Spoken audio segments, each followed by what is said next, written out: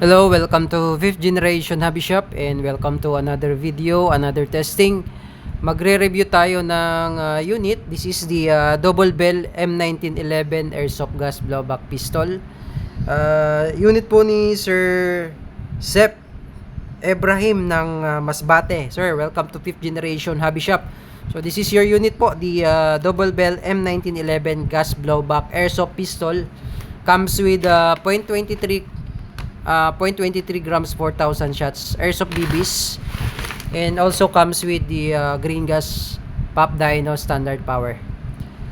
So si Double Bell po may kasama na siyang hard case. Ayan, so bagong bago, hindi pa po nabubuksan. Buksan na natin yung unit.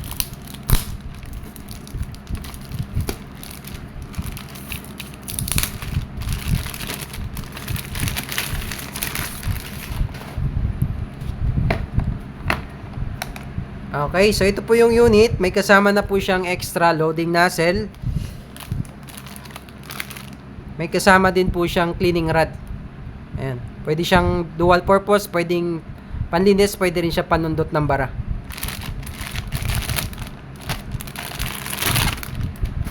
Okay, and this is the unit po. Ayan, may mga langis-langis pa po. Bagong-bago from the factory. Brand new M1911 gas blowback airsoft pistol. Ayan. Double stock, 15 rounder capacity. Ayan. Full metal. So, meron siyang safety, manual safety. So, kailangan nakakasa po bago nyo po siya masisave. Then, safety off. Then, ito naman, beaver tail, dual safety feature niya. Pag hindi siya engage, kahit kalabitin nyo po siya, hindi rin siya puputok. So, kailangan nadidiinan din siya. Ayan. Ayan. Full metal, metal slide, metal frame. Ang plastic lang dito, ito. Yung grip cover. Tapos itong loading nozzle na to, ito po yun, sir. Yan. Extra loading nozzle yan. And then, pwede nyo siyang kabitan ng tracer unit, suppressor, silencer, kasi meron siyang thread. Yan. Naka-fixed front sight, fixed rear sight, fixed front sight na siya. Yan. Okay, so lalagyan natin siya ng bala tsaka gas. Okay, so sir, ngayon lalagyan natin siya ng BBs. So, lagyan lang muna siya natin ng 4 na pirasong BBs para ma-testing natin kung ilang EPS.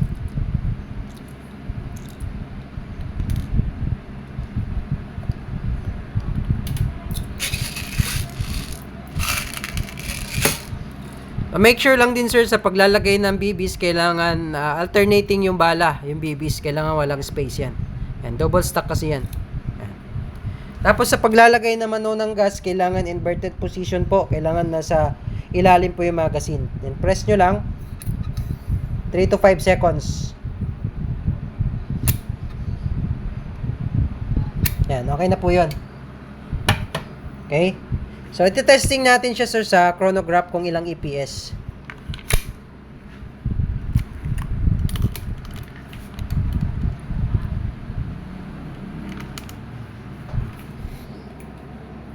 Okay, on lang natin yung chronograph. Ayan. Okay. So, Sir Sep ng Masbate, sir, your unit M1911 gas blowback airsoft pistol. Testing natin kung ilang EPS. Firing. Ayan. 347.6. 347.6. Ayan, sir. 347.6.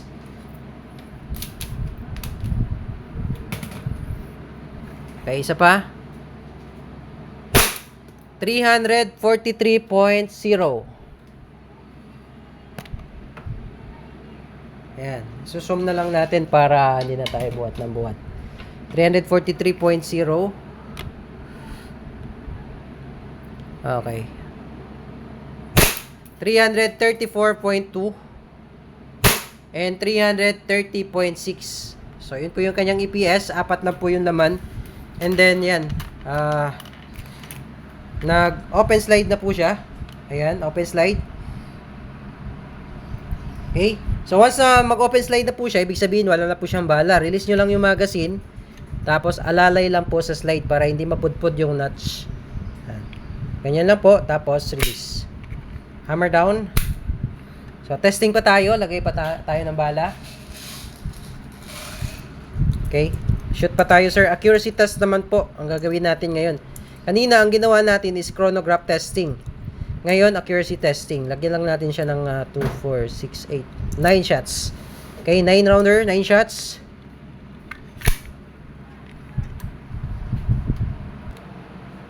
Okay, Sir Sep Ibrahim ng Masbate, sir. Testing ng inyong unit. M1911 gas blowback pistol by Double Bell.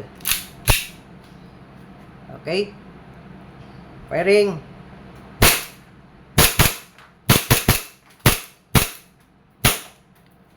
Up and slide.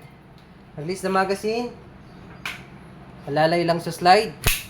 Then hammer down. Okay. So, Sir Seth, okay na po ang inyong unit. Kung may question, message lang sa aming Facebook page, 5th Generation Hobby Shop. At sa mga interested sa unit, ilalagay ko po yung details sa description. So, check nyo na lang po. Yun naman po. Thank you and have a nice day.